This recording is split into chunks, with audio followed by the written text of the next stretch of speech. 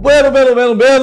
Bom dia, boa tarde, boa noite para aqueles que estão nos assistindo no nosso canal do YouTube, Professor da Harmony, e aqueles que estão nos escutando no NiniCast, nas plataformas digitais, como o Spotify. Sejam bem-vindos para mais um NiniCast. Esse episódio é o número 9. Olha aí, ó, já estamos avançando. Episódio número 9. E hoje a nossa convidada é a Julinha, que nem é mais convidada, já faz parte da família aqui, a nossa mentora aqui da segunda fase do CEISC, aquela que entende muito de segunda fase, que até inclusive me ensina muitas coisas também relacionadas à prova e à dinâmica da prova da segunda fase. E hoje nós iremos falar de como é que funciona a pontuação da prova da segunda fase do OAB. Porque a gente pensa assim que os caras, muitas vezes, aquele que aprova na primeira fase, ele vai tão inseguro para o início do seu estudo para a segunda fase, que nem sequer se liga que há toda uma estratégia, que há todo um formato, que há todo um padrão de resposta e um padrão de pontuação. Que não é simplesmente você pegar e jogar a resposta e rezar para ser pontuado. Não, tem alguns critérios que nós temos que observar e também que nós temos que tomar como base para nosso plano de ação. É um planejamento estratégico. Na verdade, a prova da OAB, além do conhecimento, exige estratégia de realização para você conseguir acumular pontuação, mesmo naquelas situações em que você não domina plenamente o assunto. Então a Julinha está aqui para nos ajudar a entender essa dinâmica de pontuação da prova do OAB, e aí você vai ficar um pouco mais seguro, já se projetando, se planejando, já introduzindo essa dinâmica na tua rotina, no momento em que você for treinar questões, no momento que você for treinar peças, fazer os simulados. E agora em diante você já vai saber como é que você terá que se comportar quando resolver questões e produzir peças em termos de pontuação. Bom dia, minha querida Julinha, bom dia, porque nós estamos gravando esse episódio de manhã, tá? Mas bom dia, boa tarde, boa noite para essa galera aí. Bom dia, Nidal, bom dia, pessoal. Agradeço o convite de estar participando de mais um episódio do NiniCast. E a ideia hoje é a gente conversar realmente sobre a segunda fase, né? Desvendar a segunda fase para que vocês entendam como ela funciona e consigam estar se preparando da melhor forma. Então, como o Nidal explicou, tem várias questões ali que envolvem a pontuação, algumas questões que precisam ser incluídas na resposta de vocês, e a gente vai estar conversando sobre esses detalhes para que vocês consigam entender como que funciona e se preparar da melhor forma durante esse período de preparação para a prova da segunda fase. Só para você ter uma ideia e nós contextualizarmos para que a Julinha comece agora a fazer essa exposição, né? Se nós estivermos diante de uma pergunta relacionada à legítima defesa, se você colocar só legítima defesa porque há uma agressão injusta, você não pontua de forma integral. Como assim, professor? Eu acertei. Sim, tu acertou, mas não de forma integral. Porque você, além de dizer que é legítima defesa, porque agiu diante de uma agressão injusta, você vai ter que usar a expressão excludente e ilicitude, porque pontua, e ainda fazer referência ao artigo 25 do Código Penal. Então percebe que você, embora tenha acertado, identificado a tese, de você ter respondido, você não respondeu de forma integral, vai pontuar parcialmente. Por isso que nós estamos aqui, para te alertar nesse cenário de você buscar pontuação integral ou acumular pontuações que podem fazer toda a diferença lá no final, quando você precisar de pontos, né? Então, 0,10, 0,20, 0,30, cara, isso aí faz uma diferença enorme na tua prova. Imagina que você, dali a pouco, alguns colegas reprovam por 5,8, 5,9. E por que não colocou excludente de licitude? Se bota excludente de licitude, estava aprovado. Se botou excludente de licitude, só essa expressão, aprova.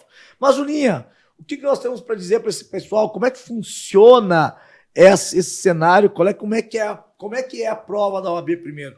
Primeiro, como é que é a prova? Como é que como é que esse pessoal vai se deparar no dia da prova? Aí você perguntava, Julinha, Porque a Julinha fez a prova da OAB no 25º exame da OAB. Eu não fiz a prova da OAB. Quando eu fiz, foi lá em 2000, não existia esse formato. Então, você vai falar com alguém que já passou por aquilo que você está passando agora, na acepção do termo. E quando fala a expressão e o verbo passar, é passar mesmo. Passar no sentido de estudo e passar no sentido de prova. Perfeito, Nidal. Então, a ideia é, antes da gente entrar nesses detalhes específicos ali sobre a distribuição de pontos... 9,55, não foi isso? Isso. Ela passou com 9,55. Tá? E deu uma rateada por não chegar ao 10. E eu fiquei pé da vida porque ela não chegou ao 10. Mas tudo certo, 9,55 tá perdoado. Pior que os errinhos que eu cometi foram super evitáveis. Foi bem de nervosismo na hora da prova e acabar dando umas rateadas, mas acontece. Acontece, não deveria, mas aconteceu.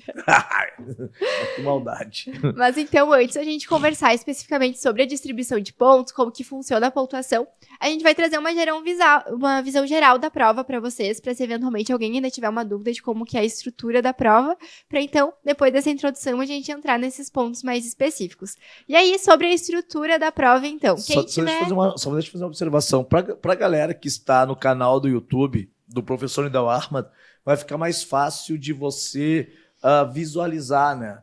Mas não se preocupe, aqueles que estão escutando nós no carro, que estão nos escutando na academia, que estão nos escutando na caminhada, nós tentaremos aqui expor de forma também verbal, oral, né, para que você consiga escutar aquilo que nós estamos expondo nesse material que a Julinha preparou. Então não te preocupa. Agora, depois, se você quiser visualizar, você vai no meu canal do YouTube, o professor Nidal Ahmad vai estar lá para você visualizar. Mas que você está escutando, nós vamos tentar traduzir o que está nesse material da Julinha em palavras. Perfeito, Nidal. Então, em relação à estrutura da prova, a prova da segunda fase, ela é dividida em duas partes.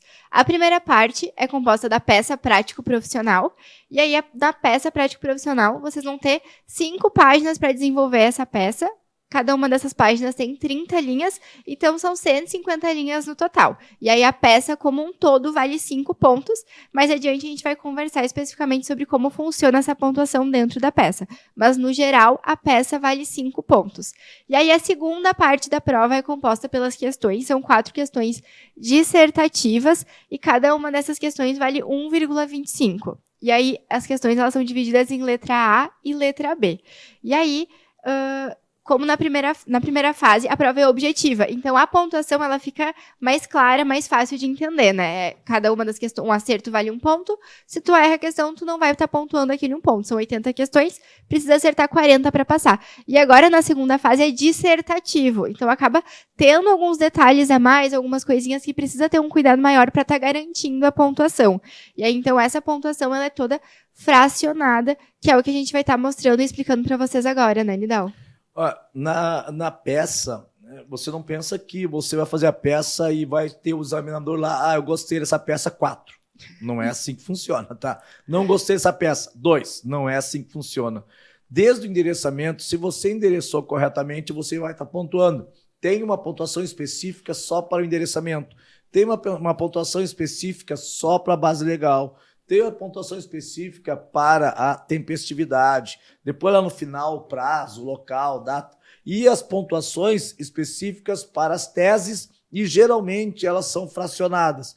Então, se uma tese vale, por exemplo, 0,8, ela é fracionada. Uma parte 0,2, uma parte 0,3, uma parte 0,3 de novo. Então, percebam que aqui, embora na totalidade uma tese valha 0,8, você, para atingir o 0,8, você vai ter que expor a argumentação e esta argumentação ela tem que estar de acordo com aquilo que vai constar no padrão de resposta. Se não estiver uma parte da tua fundamentação, não estiver de acordo com aquilo que está no padrão de resposta, você não pontua de forma integral. Então, imagina que você esqueceu, por exemplo, de botar o artigo, que geralmente vale 0,10.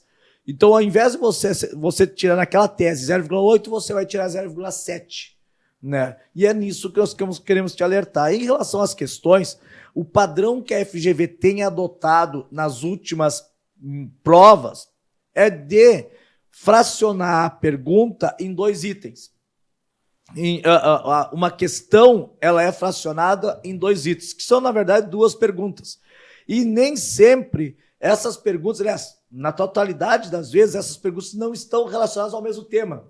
São temas distintos. Então, vem um enunciado aonde a pergunta da letra A trata de um tema e a pergunta da letra B de um tema diverso, mas tudo relacionado às informações que constam no enunciado. E cada um dos itens vale 0,6 e o outro 0,65. Geralmente é assim que funciona, para fechar o 1,25. E aí tu tem que ter a malandragem de você pegar e ir acumulando pontos em cima de pontos naqueles itens da peça e naqueles itens das questões, tá bem? Perfeito, Nidal. E aí, para quem estiver nos acompanhando pelo YouTube, pode colocar ali na tela que vai ter um esqueminha só para ficar mais fácil de visualizar essa divisão da pontuação na prova. Mas para quem está nos ouvindo, então, a peça ela vai valer 5 pontos, metade da prova, e as questões vão valer a outra metade. Daí são 4 questões e cada uma vale 1,25, totalizando 10 pontos. E para conseguir obter a aprovação, então, o candidato precisa tirar no mínimo 6 pontos. Ou seja, não tem como aprovar só com a peça e nem só com as questões. Precisa obter pontuação, ao menos um pouco de pontuação ali em cada uma das 2 partes da prova, né? Mesmo que se gabaritar a peça, se não acertar as questões, não vai conseguir obter aprovação e vice-versa. Se zerar a peça, não vai conseguir obter aprovação só com as questões. E parece bobagem, né? Mas tem alguns cenários aqui. Primeiro cenário, cara, tu pode gabaritar as questões. Se errou a peça, ferrou. Porque tu só vai poder atingir 5 pontos. E você deve atingir no mínimo 6. E dali a pouco, se você foi muito bem na peça, e isso que mais acontece, porque estatisticamente é bem baixo o índice das pessoas que não acertam a peça. A esmagadora maioria acerta a peça. E curiosamente, a esmagadora maioria vai bem na peça, vai relativamente bem na peça. Nós temos relatos de pessoas que foram com 4,5 na peça, mas perderam muito tempo na peça e não tiveram tempo suficiente para desenvolver as respostas das questões e tomaram um ferraço nas questões. E é um pecado, porque o cara foi muito bem na peça e praticamente zerou as questões, às vezes por falta de tempo.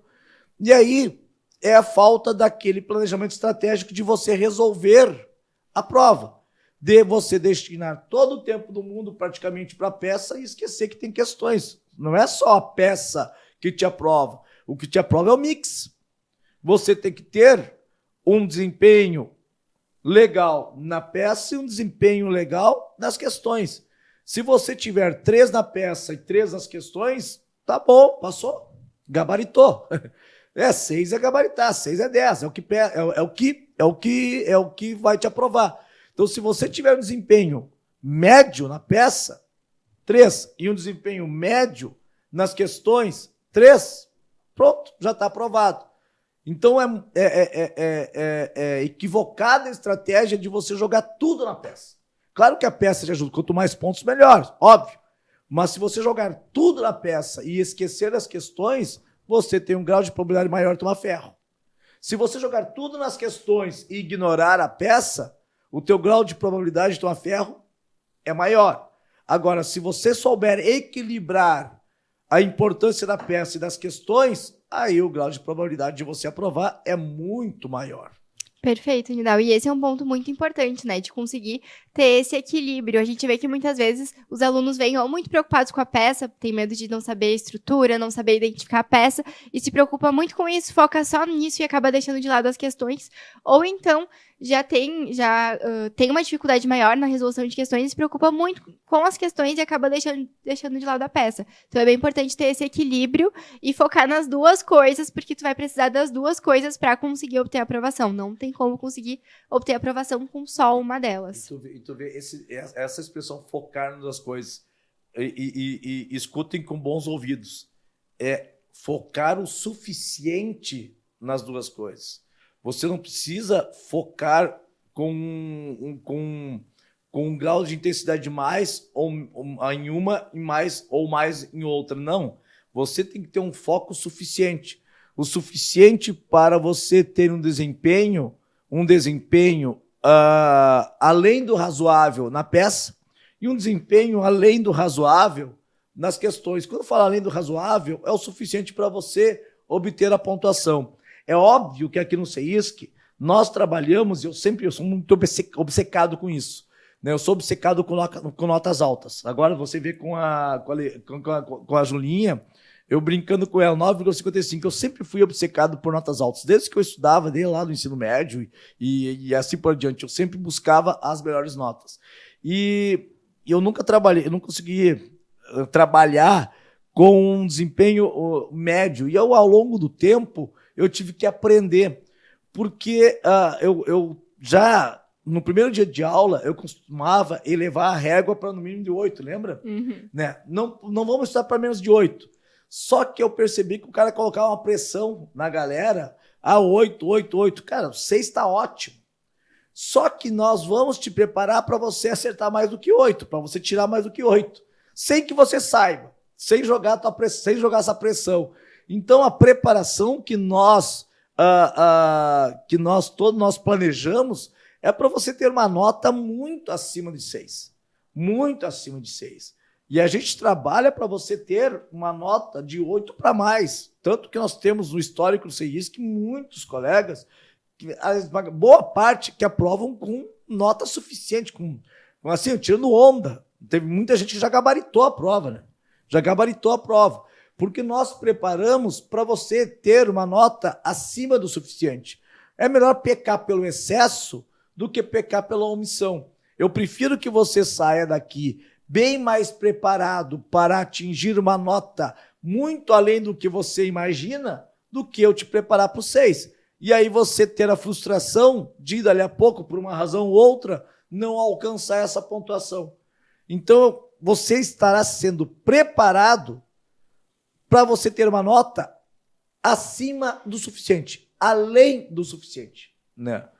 Além do suficiente. Só que aí também tem a questão do equilíbrio, não só o equilíbrio emocional, mas o equilíbrio de você saber como você irá realizar essa prova. E aí vem o planejamento estratégico de como realizar essa prova.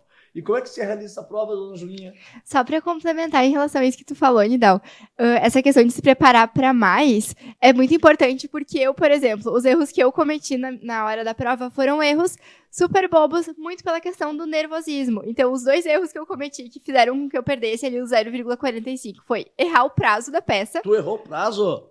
O mês Tu tem coragem de me contar isso agora? Tu me contou isso antes? Mas deixa eu me justificar. O prazo começava em fevereiro e terminava em março. E eu, na hora da prova, fiquei nervosa e não sabia mais quantos dias tinha fevereiro por causa do nervosismo. Então, teve essa questão. E aí é por isso sacanagem que hoje mesmo, né? Eu vou lá e reforço muito com vocês a dica da contagem dos dedinhos para todo mundo saber quantos dias tem cada um dos meses e não se confundir em relação a isso.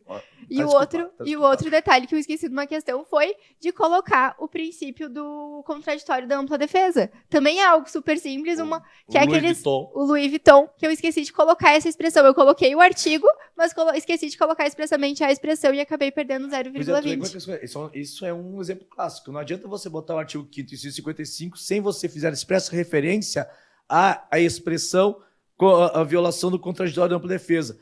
Mas o examinador sabe, deveria saber. Não sabe, cara. O examinador não quer saber. Mas é óbvio. Não é óbvio para o examinador, cara. O óbvio tem que ser dito. Então, se você botou o artigo 5º, inciso 55, é o suficiente para você ganhar 0,10, porque é do artigo. Mas você tem que dizer o que está relacionado ao artigo 5º, inciso 55. Você tem que pegar e mencionar que aquele artigo 5º, inciso 55 está relacionado à violação do princípio do contraditório da ampla defesa. E só a expressão do contraditório da ampla defesa vai pontuar. Tem uma pontuação específica para isso. Perfeito. E é bem essa questão de, na hora da prova, no nervosismo, querendo terminar a prova rápido pela questão do tempo, que querendo ou não são 5 horas para fazer a peça, mais as questões, é bastante coisa. Na hora ali, na pressa, eu acabei esquecendo de um detalhe que, felizmente, não fez diferença, mas que, dependendo do caso, pode sim fazer diferença e significar a aprovação ou a reprovação de alguma pessoa, né? Então, são esses detalhezinhos que precisa ter cuidado, que a gente vai estar reforçando aqui com vocês. E também a questão de estar se preparando para mais, para se eventualmente acontecer esses deslizes na hora da prova, pela questão do nervosismo, da pressão, da gestão do tempo, vocês terem ali uma folguinha para conseguir obter a aprovação mesmo assim. Exatamente isso. Mas assim, para nós otimizarmos aqui e objetivarmos, Juninha, mostra para a galera e fala para a galera, para eles escutarem, como é que a FGV ela costuma pontuar, distribuir os pontos. Porque, na verdade, há uma distribuição dos pontos. Uhum. Não é um ponto, não é só uma pontuação única. A pontuação da peça é 5. Mas esses 5 eles são fracionados, são distribuídos em relação aos itens que você deverá apontar na tua resolução da peça. Ou seja, você tem que aquele cara crachá. O cara crachá é simplesmente um cara crachá. Você alegou, pontuou. Não alegou, não pontuou. É assim que funciona a prova da OAB. Perfeito, Nidal. E isso é bem importante de vocês já estarem sabendo. Então, por mais que a prova seja dissertativa, vai estar muito bem especificado o que vocês precisam incluir na peça de vocês e nas questões de vocês para obter a pontuação. Então, não é algo discricionário, não é o corretor não vai ler e vai ver se gostou ou não gostou de vocês, se está bem escrito ou não. Vai fazer o cara crachar para ver se vocês colocaram o que precisa colocar para obter a pontuação. O Nidal até sempre menciona da peça da Mari, que não era uma peça bonita esteticamente, mas que continha exatamente o que precisava. Pensa numa peça feia. A Mari... A Mari foi nossa coordenadora de segunda fase. Hoje ela está no setor de materiais. Cara, pensa numa peça feia. Que peça horrível aquela. Mas foi a peça mais certa de todas, porque ela gabaritou a peça. Ela pegou o regulamento debaixo do braço e ela dava risada de mim depois. Tá feia, mas eu gabaritei. Tá porque bom. Ela colocou exatamente o que precisava colocar, exatamente o que constava na distribuição de pontos. E aí, então, pode colocar ali na tela pro pessoal, para quem estiver nos assistindo no YouTube, mas para quem estiver nos ouvindo, a gente vai falando, então, em relação a esses pontos. O que está aparecendo ali para vocês é um exemplo da distribuição de pontos, e é com base nessa distribuição de pontos que é feita a correção da prova. Então, tem a indicação exata do que precisa constar na peça e qual a pontuação que vai ser atribuída para essa indicação. Então, por exemplo, como o Nidal estava comentando com vocês, começando pelo endereçamento, tem a indicação ali de que a peça deverá ser endereçada para a vara X. E aí, isso na prova do 37º exame, por exemplo, pontuou 0,10. Então, se tu endereçou corretamente, tu vai pontuar 0,10. Se tu não endereçou corretamente, tu não vai pontuar 0,10. Base legal da peça. Se tu indicou corretamente a base legal, tu vai pontuar mais 0,10. Se tu não indicou corretamente, tu não vai pontuar. Tempestividade. Se tu indicou corretamente, tu vai pontuar 0,10. Se tu não indicou, tu não vai pontuar. Então, é bem um cara crachá mesmo. Tem a indicação ali do que precisa constar na peça e do que precisa, de qual pontuação que vai ser atribuída para essa indicação. E aí, nas teses de mérito, nas teses preliminares, é que precisa ter um cuidado maior em relação a alguns detalhes que costumam ser pontuados e que, às vezes, as pessoas acabam esquecendo de colocar. Então, não pode ser algo extremamente objetivo e precisa, sim, desenvolver mais a resposta de vocês, né, Nidal? Geralmente, eu costumo dizer que tem aquela pontuação penduricalho, né? Tem os penduricalhos. Os penduricalhos, o endereçamento, geralmente vale 0,10, é o padrão da FGV 0,10. Se você endereçou corretamente, cientista, senhor doutor juiz de direito da comarca tal, vai ganhar 0,10.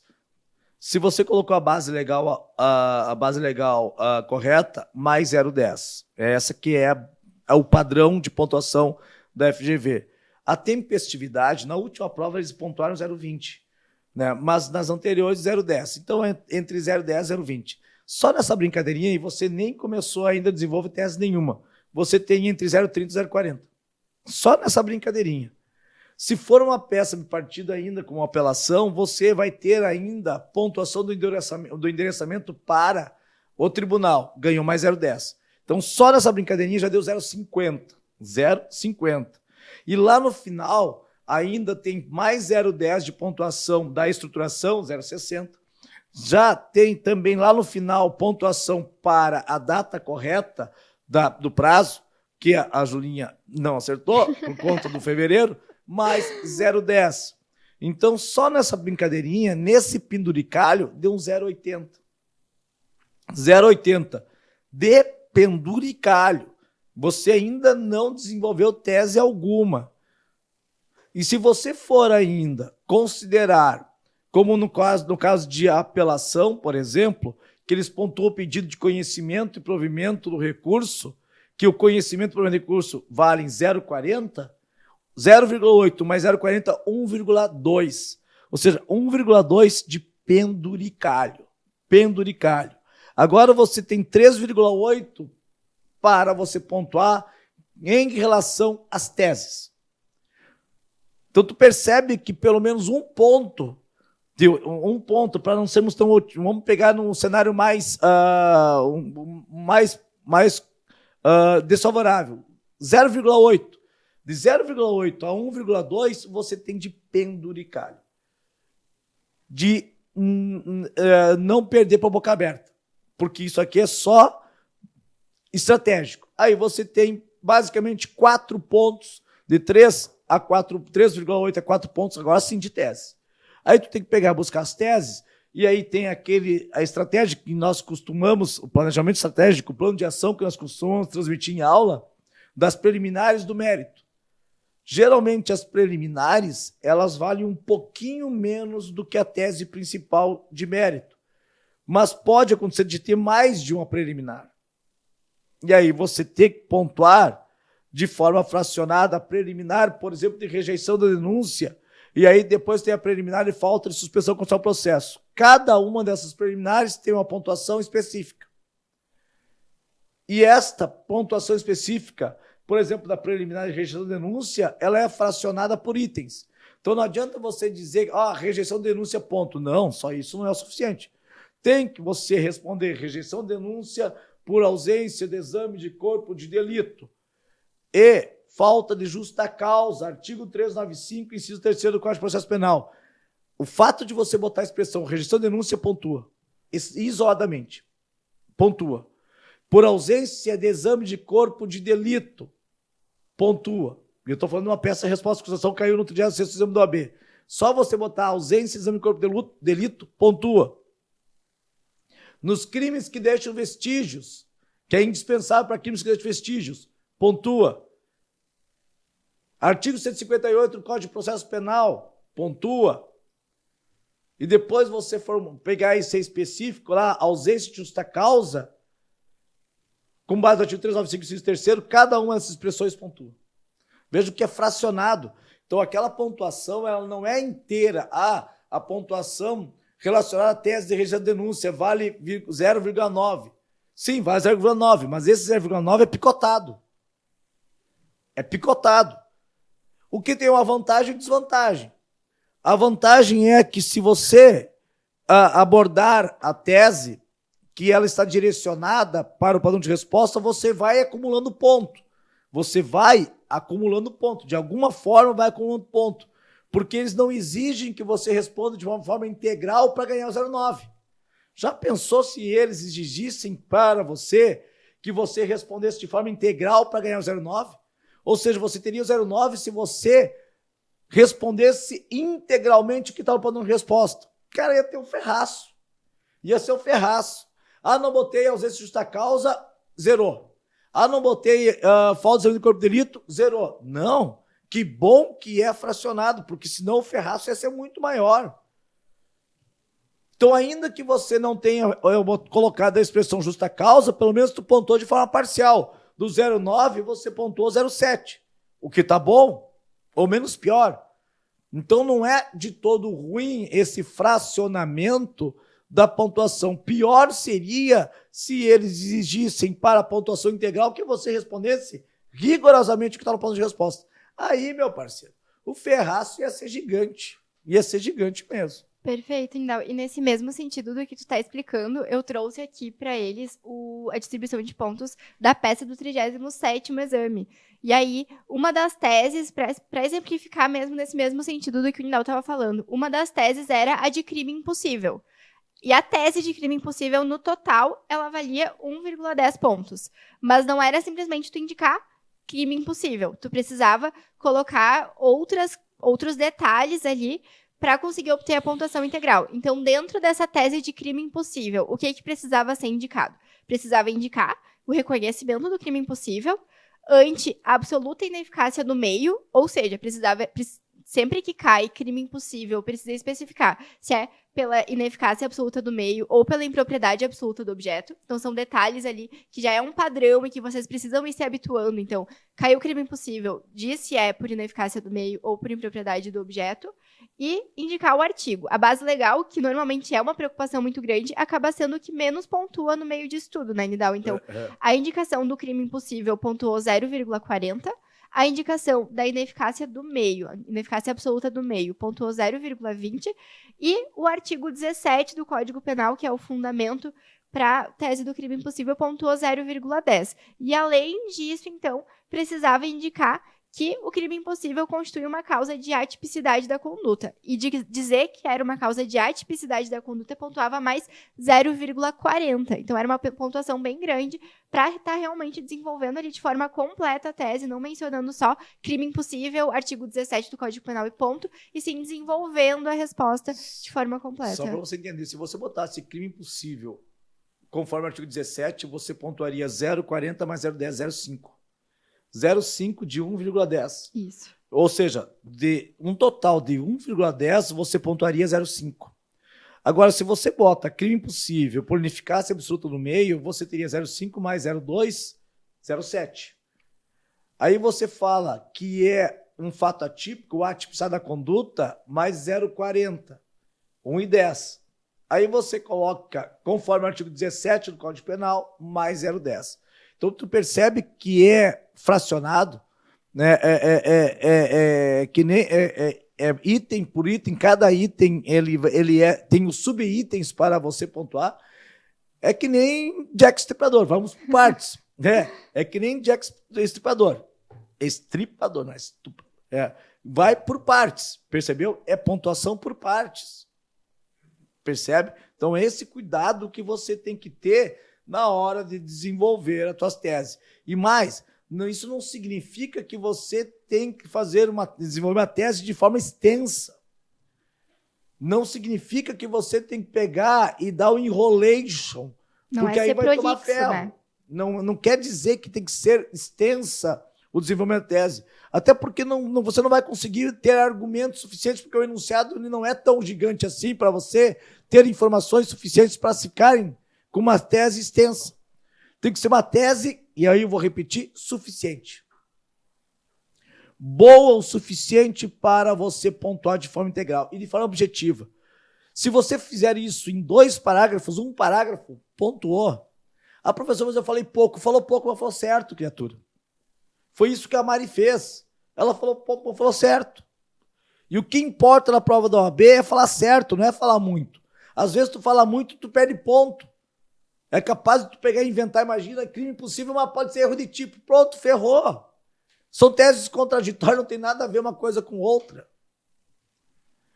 Então, eu vou pegar lá, dar um migué, porque dali a pouco eles vão considerar. Não vão considerar. Se você pegar e botar uma tese completamente desvinculada do que está no enunciado, eles te ferram.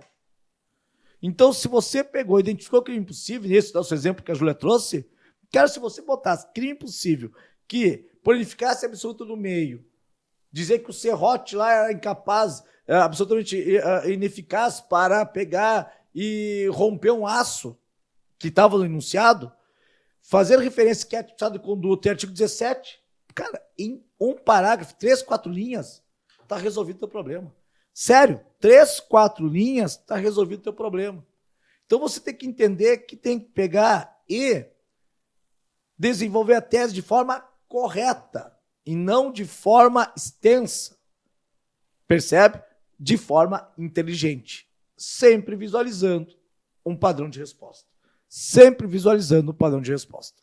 Perfeito, Nidal. E é bem legal reforçar essa questão ali de que realmente não adianta ir chutando para tudo que é lado, na expectativa de que se tem algo certo ali no meio, eles vão considerar. Porque se tiver respostas contraditórias, não vai ser pontuado. Então, por exemplo, ali nessa questão do crime impossível, se faltar a indicação do artigo 17 do Código Penal, vocês só não vão pontuar o artigo 17. Mas se vocês desenvolverem uma resposta totalmente aleatória, que não tá certa, e colocarem vários artigos, inclusive o artigo 17, só a simples menção à base legal correta não vai estar pontuando. Ela precisa vir acompanhada do desenvolvimento correto. Então, não é falar qualquer coisa e colocar um monte de artigos para fundamentar, achando que se tem ali algum artigo certo no meio, eles vão pontuar, porque não. Precisa realmente, para pontuar a base legal, ela precisa vir acompanhada do desenvolvimento adequado da questão. Ela isoladamente não vai estar pontuando. Eles vão interpretar isso como migué. Né? E migué, meu parceiro, migué não rola ali na prova da OAB. Então, se você pegar, por exemplo, tem a tese que ela é, conforme anunciado, claramente crime impossível. E você abordou essa tese. Aí você, querendo dar uma de malandro, vai lá, mas pode ser erro de tipo conforme o artigo 20 do Código Penal. Ferrou. Essa tese que não tem nenhuma vinculação, ela é capaz de eliminar a tua tese. Zera aquele fundamento que você argumentou, que você alegou, vai zerar. E aí tu vai dizer, mas eu coloquei aquele negócio. Mas não me pontuaram, o FGV. Cara, tu botou. Mas vamos ter que reconhecer. Agora vamos ter que pegar e cortar na própria carne. Tu tentou dar migué.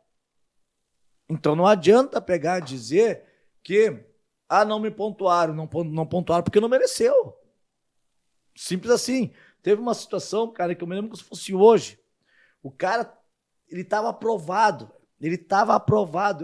Eu até ele veio falar comigo no meu direct e eu dizia para ele, professor, que injustiça.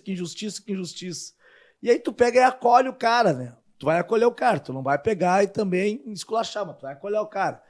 A tese tinha lá que era um crime de roubo, crime de extorsão, em que o sujeito ele se arrependeu e devolveu o dinheiro para a vítima. Ele aplicou o crime de extorsão mediante grave ameaça. No dia seguinte ele se arrependeu e devolveu o dinheiro para a vítima. E perguntava qual é que era a tese de direito material para buscar a redução da pena.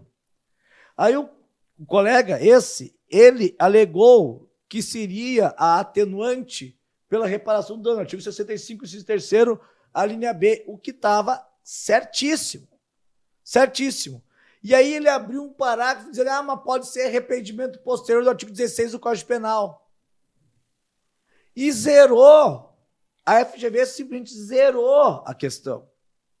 E eu perguntei para ele, mas o que te fez a cabeça de você colocar o arrependimento posterior, criatura? O que deu na tua cabeça? Por que tu botou arrependimento posterior? Professor, para garantir. Mas para garantir o quê, cara? Cabia arrependimento posterior? Não. Porque era praticado com grave ameaça. Então por que você colocou se sabia que não cabia? Porque tu foi dar migué. E o que aconteceu? Zerou. Ele acertou a questão, sabendo que acertou, foi dar migué e tese contraditória. Ou é arrependimento posterior, ou é atenuante. E acredita que faltou para ele 0,2? Se ele não tivesse dado esse migué, ele teria aprovado. Ou seja, sabe aquele negócio que tu tá, que um time joga melhor que o outro? Um time joga melhor que o outro, um jogo de futebol. Um time joga melhor que o outro. Mas eu sou campeão moral. Cara, não existe negócio de campeão moral. Ou tu é campeão, ou tu não é campeão. Ou tu passa, ou tu não passa. Nesse caso, fazendo uma analogia, ele aprovou na moral, mas não a efetividade. Graças a Deus que depois, no exame seguinte, ele aprovou, mas teve que sofrer mais um pouco. O sofrimento desnecessário. Então tem tudo isso, né? Mas isso também não significa, eu vou deixar de alegar tese. Calma lá, velho. Se a tese tem correspondência com o enunciado, beleza, alega. Na dúvida, alega. Agora, se você perceber que a tese não tem nenhuma correspondência, não arrisca. E nesse mesmo sentido, acontece bastante também isso na questão dos pedidos, né, Nidal? Então, no pedido da peça, sempre precisa indicar se é absolvição, com base no artigo 386 do Código de Processo Penal, ou se é absolvição sumária. Então, sempre precisa indicar o pedido correspondente de acordo com a peça que tu está desenvolvendo. Então, nesse caso aqui que eu trouxe para vocês, a peça era memoriais, então o pedido era de absolvição com base no artigo 386 e especificar o inciso do Código de Processo Penal. Precisa ser específico, indicar absolvição com base no artigo 386. Se é procedimento do júri, absolvição sumária com base no artigo 415. Se é resposta à acusação, precisa indicar absolvição sumária. Então, sempre com base no artigo 397. Então, sempre precisa ser específico ao indicar a fundamentação da tese de absolvição. Não adianta colocar absolvição com base no artigo 397, ou artigo 386, ou artigo 415 do Código de Processo Penal, porque não vai pontuar. Precisa indicar realmente ali de forma... demonstrar para o examinador que tu tem esse conhecimento sobre o assunto, que tu tem conhecimento jurídico, que tu sabe qual que é o pedido adequado a ser formulado nessa peça de acordo com as teses que tu desenvolveu. Se você colocar em memoriais a absolvição sumária com base no 397, não vai pontuar. Simples assim, não vai pontuar. Se você botar em resposta à acusação a absolvição com base no artigo 386, não vai pontuar. Simples assim. Se você lá no procedimento do júri pedir absolvição sumária com base no artigo 386, não vai pontuar. Simples assim. Então, é esse cuidado que a gente também, ao longo do curso, nós vamos, obviamente, já deixar isso muito bem destacado para vocês, e não vai ter erro. Não te preocupe que não vai ter erro. É só o nervosismo que faz tu errar. Mas aí tu tem controle do nervosismo, tá? Porque na normalidade você não erra, tá? Mas e as questões, Julinha? Como é que funcionam as questões? Então, em relação às questões, funciona no mesmo esquema ali de ser fracionada a pontuação. Pode colocar ali na tela pro pessoal, para quem estiver nos assistindo pelo YouTube. E aí, então, a gente tem dividido sempre a pontuação de acordo com cada um dos itens. Então, via de regra, a gente tem o item A e o item B. E aí vai ter a pontuação geral para cada um dos itens. Então, normalmente, um deles vale 0,60 e o outro vale 0,65. E aí, dentro disso, a gente também tem o fracionamento, indicando de forma específica o que vai estar pontuando dentro dessa pontuação geral. Então, por exemplo, coloquei ali para vocês uma questão do 37º exame, que tratava de erro na execução. E aí, então, que era a letra B da questão, o item, no geral, valia 0,65. Mas dentro disso, então, pontuava 0,30 para indicar que se tratava de erro na execução, daí indicar que não se consideram as condições ou qualidades da vítima pretendida, da vítima atingida, e sim das contra quem o agente queria praticar o crime, pontua 0,25, e a base legal pontua mais 0,10. E aí, ali, nesse caso aqui, na distribuição de pontos, tem um ou. E aí, é legal quando consta esse ou, porque ele vai estar ajudando vocês. É mais chance de pontuar. Então, aqui nesse caso, seria pontuado 0,10 para indicar tanto o artigo 20, parágrafo 3º do Código Penal, quanto o artigo 73 do Código Penal. Então, indicando um ou outro, iria pontuar. Não precisa necessariamente colocar os dois para obter a pontuação. Tu vê que nas questões tem um detalhe, né? A resposta ainda é mais objetiva. Uhum. Nas questões, a resposta ela deve ser mais objetiva ainda. Tu vê que o padrão de resposta às questões, e na esmagadora maioria, o padrão de resposta ele é bem sucinto, né? Muito sucinto. É claro que a gente sempre orienta, cara, tu bota lá a resposta mais completa possível para correr o bom risco de pontuar, o que não significa migué. Cuida com migué, tá? Cuida com migué. Então, o que significa isso? Se você está diante de uma questão que você identificou nesse exemplo da Julinha, que se trata de uma hipótese de erro na execução, se você usar a expressão erro na execução, já é a pontuação maior. A expressão erro na execução, ela pontua, é o item que mais pontua, a expressão, né? Depois você tem que dizer o porquê do erro na execução. Queria atingir uma pessoa e acabou atingindo pessoa diversa por um erro no uso de uma execução. Tem que dizer o porquê e fazer referência ao artigo 73 do Código Penal. Perceberam? Então, tu percebe que a resposta, ela é objetiva. Aliás, toda a prova da OAB, ela é objetiva, só que tu tem que escrever. Então, imagine você fazer uma prova da OAB e que esses itens fossem alternativas que você tem que botar X. É a mesma coisa. É a mesma coisa, só que nesse caso não tem o X, você tem que escrever a alternativa. É como se você estivesse criando a alternativa correta. Entendeu? Então, por isso que você tem que ter esse especial cuidado. E a gente costuma também alertar os colegas, porque você, ao resolver uma questão, você, teoricamente, vai necessitar de menos tempo do que você resolver toda a peça.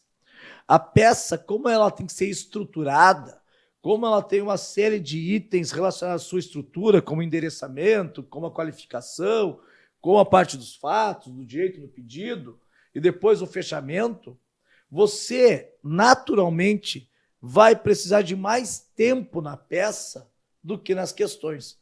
É por isso que a gente sempre recomenda de você usar em torno de 3 horas para a peça, 2 horas para as questões. Seria o tempo ideal. Mas no limite, 3 horas e meia para a peça e 1 hora e meia para as questões. Mas no limite.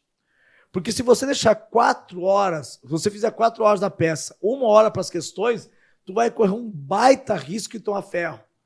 Porque se você for analisar, são 8 itens. São 4 questões com 2 itens. 4 vezes 2, 8 itens. Você teria menos de 10 minutos para ler o enunciado, identificar o tema central daquele item, buscar no VAD a fundamentação e depois redigir a tua resposta. Cara, é pouco tempo para você responder cada item. É pouco tempo, né? E aí tu começa o desespero. Tu vê o tempo passar, sabe aquele negócio quando tu vê o tempo passar e você já não consegue enxergar mais nada? O teu cérebro já começa a trabalhar de forma acelerada, já não consegue mais concatenar ideias, articular raciocínio, ferrou. Por mais que você saiba aquele conteúdo, aquela pressão, aquele aceleramento, aquela aceleração dos batimentos cardíacos, aquela movimentação intensa dentro do teu cérebro, que lhe retira a capacidade de raciocínio, faz com que você coloque qualquer coisa na resposta.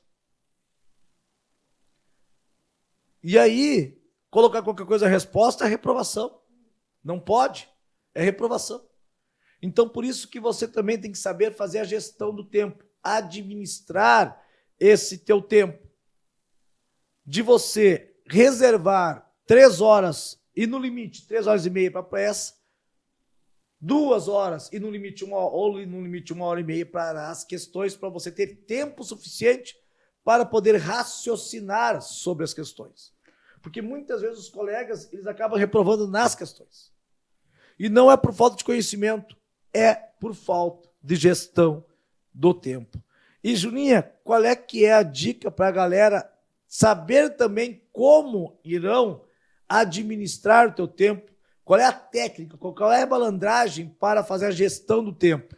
Um ponto muito importante dentro disso é saber que tu não vai poder desenvolver a tua resposta inteira no caderno de rascunho. Então, só para esclarecer essa parte para vocês, no dia da prova vocês vão receber o caderno de rascunho e o caderno definitivo. E aí, no caderno de rascunho, a gente não indica de forma alguma que vocês desenvolvam toda a resposta de vocês. No caderno de rascunho, a ideia é colocar realmente tópicos, listar ali as informações mais importantes, fazer um mapeamento da peça, um mapeamento das questões, para então desenvolver a resposta definitiva, a resposta completa, direto na folha definitiva, porque não dá tempo de colocar tudo no rascunho. Sabe aquilo que vocês costumavam fazer nas provinhas? Eu vou pegar uma folha de rascunho, escrevo a resposta para depois passar limpo e escrever bonitinho? Esqueça, tu não tá mais lá no ensino médio, não está lá mais na faculdade, tinha até na faculdade, quando eu dava aula, quando eu era professor lá na universidade, era curioso, tinha gente lá que pegava uma folha de caderno, professor, posso pegar uma folha de caderno? Cara, eu chegava internamente, eu digo, puta que pariu, né? Tá, pega a folha de caderno. Posso pegar a folha de caderno, professor? Pode pegar a folha de caderno, é que eu quero pegar e depois passar limpo. Digo, pode, sem problema. Então me ajuda, porque depois eu preciso. A letra fica melhor. Eu, como professor, adorava. Eu ficava pensando essa criatura na prova da OAB. Claro que depois eu alertava, eu brincava com eles e alertava, digo, cara, isso tu não vai fazer na prova da OAB. Porque não dá tempo. Não dá tempo. Imagina você passar toda a tua peça numa folha de rascunho, todas as questões de folha de rascunho, e depois você passar limpo. Não dá tempo. E nós temos vários relatos de pessoas que fizeram isso e disseram, professor, eu coloquei na folha de rascunho e não tive tempo de passar para a prova. E, cara, o fiscal não vai querer nem saber se o pato é macho. Ele vai te tirar a prova quando esgotar o tempo. E assim, não é um pedido, por favor, ele vai tira a prova de você. Acabou o tempo, pum! E Bem se não entregar dentro do tempo, se recusar a entregar, vai ser eliminado, né? Vai ser eliminado. Precisa realmente concluir a prova dentro das 5 horas, que é o tempo disponível que vocês têm. E é isso, não tem como passar disso. E aí disso. tu vai dizer assim, mas que insensibilidade. Porra, cara, mas é uma baita de uma insensibilidade. Eu garanto que muitos fiscais ficam com coração, com dor no coração. Mas é o trabalho deles, né, cara? Eles são orientados para isso. Alguns ainda se fazem de leitão lá, deixam 1, 2 minutos. Né? Mas, cara, mais do que isso não dá. Né? Então, tu não arrisca pegar um fiscal lá, Caxias ao extremo, como tem que ser, e simplesmente chegar para ti, olha, acabou o tempo. Mas eu quero... Acabou o tempo. Mas acabou o tempo. Pum, acabou o tempo. Né? Então, tem que também ter essa gestão do tempo. Então, é muito importante que você saiba. Na folha de rascunho, você vai usar, claro, mas coloca o tópico, por exemplo, a tese de legítima defesa, bota lá, legítima defesa, escreva legítima defesa, artigo 25. Não desenvolve a tese da legítima defesa, só para você lembrar que você depois vai desenvolver a tese na folha definitiva. Percebe? Então, essa que é a nossa orientação. Simplesmente você escreva na folha de rascunho, porque você pode esquecer depois. Já aconteceu. Professor, eu sabia a tese, mas eu esqueci de botar. Mas tu não botou, tu não escreveu na folha de rascunho? Não, eu achei que eu ia lembrar. Tu não vai lembrar, criatura. Tu tá num ferro. Tu tá num dia daqueles em que você sequer vai saber teu nome. Se alguém perguntar teu nome é Júlia, não é Maria. Tu é capaz de dizer. Ué, mano, não é Júlia, não é Júlia, é Maria. Aí, piora. Tá tão fora da casa que teu nome é Maria. Mas não é Júlia, não é Júlia, é Maria. Errou 2 vezes o nome. Para ver o nível que você vai estar no dia da prova. Então, cara, tu também tem que já ir para a prova, já sabendo desses pequenos detalhes que podem lá na frente fazer muita, muita diferença, tá? Então, essa primeira dica da Julinha, ela é fundamental. Folha de rascunho é só para tópicos. Só para você botar os tópicos ali e depois, na folha definitiva, você desenvolver. Né? Mas também tem mais dicas aí. Isso. A outra coisa que é fundamental, então, para que vocês consigam realmente entender na prática como que funciona tudo que a gente está falando aqui para vocês, como que vocês vão estar fazendo a gestão do tempo, consigam identificar se vocês estão conseguindo fazer a prova dentro do tempo previsto, por meio dos simulados e do treino, questões de provas anteriores, peças de provas anteriores. Então, precisa treinar muito durante a preparação para estar conseguindo realmente entender como que a banca costuma cobrar as respostas, o que a banca espera que vocês desenvolvam na resposta de vocês e colocar, então, de forma completa, desenvolver a peça de forma completa, as questões de forma completa e dentro do tempo que vocês vão ter disponível na hora da prova. É fundamental. Sim, fundamental fazer simulado. Quer aprovar? Faz simulado. Quer reprovar? Não faz simulado. Professor, eu não tenho tempo. Cara, não, né, velho? Quer dizer que tu vai pro jogo sem treinar? Vai pro jogo sem treinar. Até porque no primeiro simulado que tu fizer, tu vai tomar um baque. Te imagina fazer o primeiro simulado, tu vai tomar um baque. Tu não sabe como começar a argumentação. Imagina se isso acontece no dia da prova. Te dá um baque, um branco, porque você não treinou. Então, cara, talvez seja o maior risco que você vai correr é de você não treinar. Porque pode saber toda a matéria. Se você não sabe como você colocar no papel, como você vai se comportar na hora da prova, ferrou. Ferrou. Então, o treino ele é indispensável. Não só para sedimentar o conteúdo, mas principalmente para você se familiarizar com aquilo que você irá enfrentar no dia da prova, para que você não fique baqueado, para que você não seja impactado com aquilo que se apresentou naquele dia. Porque se você for para a prova sem treinar, cara, tu vai tomar um susto na hora que chegar aquele caderno que você não se recupera. Até se recuperar, passou o tempo da prova. Você vai ficar se amarrando ali, sabe aquele negócio lá de começar a escrever? Tenta escrever uma frase agora. Qualquer frase. Imagina um texto, um parágrafo. Tenta qualquer parágrafo. Vamos falar sobre amor. Ai, que muito romântico. Amor. Escreva. Faça uma carta de amor. Tu vai ficar se remorrendo para começar a escrever. Aí tu começa. Como é que eu escrevo? Como é que eu começo? Faz o teste. Faz o teste. Como é que eu começo? Como é que eu começo? Velho do céu, a tendência é tomar um fora. Tu vai tomar um fora. Tu vai fazer uma carta de bosta. E tu não vai conquistar a mina. Ou o mino. Não vai. Então, porque tu não treinou, velho. Não treinou. Uma coisa é o gogó, outra coisa é escrever. Uma coisa é você se comunicar bem, outra coisa é você se comunicar por meio de palavras escritas. É muito diferente. Muito diferente. Muito diferente. Já começa pelo tempo que você vai demorar para começar a escrever. Uhum. Né? Então, cara, treina.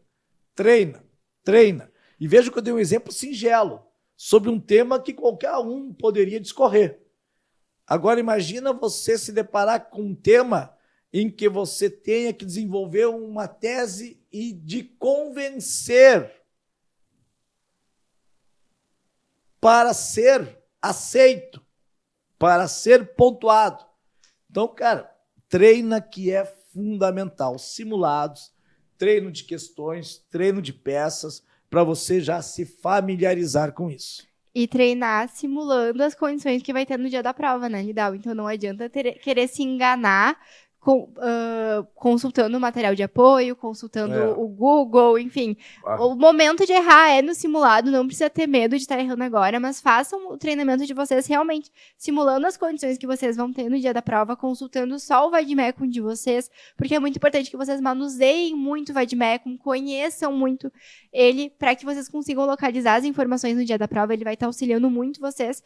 Então, realmente, façam esse treinamento simulando ali a quantidade de horas que vocês vão ter no dia da prova para conseguir fazer a gestão do tempo e utilizando só o material que vocês vão ter no dia da prova para conseguir se localizar dentro do Vademecum de vocês. Porque esse exemplo que o Nidal deu de escrever a frase de amor, se for colocar no Google, se for colocar no chat GPT, vai ser muito fácil de escrever, mas vocês não vão ter isso no dia da prova, então vocês vão estar, de certa forma, se enganando se vocês fizerem as questões consultando o material para ver se está certo, com medo de errar e não conseguindo, então, localizar dentro do Vademecum enfim, mesmo sem saber muitas vezes a resposta, sem ter alguma dúvida. Porque, por exemplo, na minha prova, a gente sempre comenta, né, Nidal, que eu consegui acertar uma questão que eu não sabia a resposta, só conseguindo procurar ali no índice remissivo nas remissões do Vademecum. Então, eu identifiquei o assunto central da questão, que no meu caso era pena de multa, fui no índice remissivo verificar os artigos que tratavam sobre esse assunto e consegui fazer uma identificação ali, o que o enunciado estava trazendo, o que o artigo dizia, e desenvolver uma resposta com base nisso e acertar. Então, tu só vai conseguir fazer esse tipo de coisa, conseguir achar os artigos do Vademecum, conseguir utilizar o índice remissivo da melhor forma, se tu manusear o Vademecum durante os estudos, durante as aulas, durante o treinamento, para quando chegar lá no dia da prova, tu tá habituado. Se tu no treino, tu sempre treina conferindo o material de apoio, vai chegar lá no dia da prova, tu não vai saber onde achar no Vademecum, vai bater o desespero, tu não vai conseguir desenvolver a tua resposta. Gente, o simulado não vale nota. Tá. Tu não é um simulado, não é o que vai fazer tu aprovar. Então, cara, o simulado ele serve para você errar. Sério, o simulado ele serve para você errar. Porque é com o erro que você aprende. Então, cara, não vá na expectativa do simulado de você ter que gabaritar ou ter aquele... eu quero um notão. Cara, se você não tirou uma nota boa, que bom, porque você está alertado. Né? Se tirou nota boa, beleza, continua assim, vamos lá, toca a ficha. Mas se você, dali a pouco, não tirou a nota que você esperava, você tem que, na verdade, agradecer, porque você está sendo alertado para algum ponto que você tem que melhorar, para algum tema que você tem que melhorar, para algum conteúdo que você, dali a pouco, tem que revisar, ou algum item que você deixou passar, alguma informação que possa fazer sua diferença lá. Eu esqueci de botar a tua ilicitude. Pronto, você está alertado. Você não esquece mais. Não vai esquecer mais. né? Então, cara, não procura se enganar no simulado. Procura a realidade. A realidade para você ter a possibilidade de sanar eventual dificuldade que você possa ter ao longo da tua preparação, certo? Beleza. Acho que é isso, né, Julinha, que nós queríamos falar para vocês. Essas foram as dicas para você que vai fazer a segunda fase, né? Isso vale não só para penal, vale para todas as áreas, né? Vale para todas as áreas. Claro que como nós somos da emoção, como nós somos o melhor, da melhor área, né? Nós falamos mais de penal, mas também vale para aquelas outras, tá? Vale também para aquelas outras, sem problema nenhum, vale para civil, vale para trabalhar com as coisinhas lá, vale também nestas dicas que nós estamos transmitindo para vocês. E, velho, inteligência não só de conteúdo, mas inteligência emocional e inteligência estratégica. Tu tem que saber ser estratégico também para realizar essa prova e você obter essa aprovação com menos tensão, de você conseguir obter essa aprovação com uma certa segurança, que é o que nós vamos proporcionar, para quem não sei isso, aqui que nós iremos proporcionar a vocês. Julinha, muito obrigado por mais um NiniCast, por mais um podcast, daqui a pouquinho vai virar Nini Julinha Cast, né? NiniCast, para aqueles que estão me acompanhando, me acompanhem lá no @profnidal, acompanhe a Julinha. Qual é que é o teu Insta, Julinha? É @Julistaub. @Julistaub. Cara, todo dia você vai ver conteúdo lá da Julinha que eu acabo aprendendo também. Pô, mas que essa guria não me falou isso antes, né? Eu acabo aprendendo, tem um monte de coisa que ela tá publicando lá sobre a prova, sobre conteúdos que vocês vão adorar, né? Então sigam @Julistaub, @profnidal e também Professor Nidal Arba no YouTube. E não esqueçam de você pegar e avaliar nosso NiniCast, né? Para dar uma moral para nós lá pro Spotify. Bota lá 5 estrelinhas. 5 estrelinhas, seja generoso, seja gente boa. Ele quer ser. Cara, a gente quer ser 5 estrelas. Queremos 5 estrelas. Bota lá 5 estrelas, aciona o sininho, a notificação, para toda vez quando você se deparar com o NiniCast ser avisado.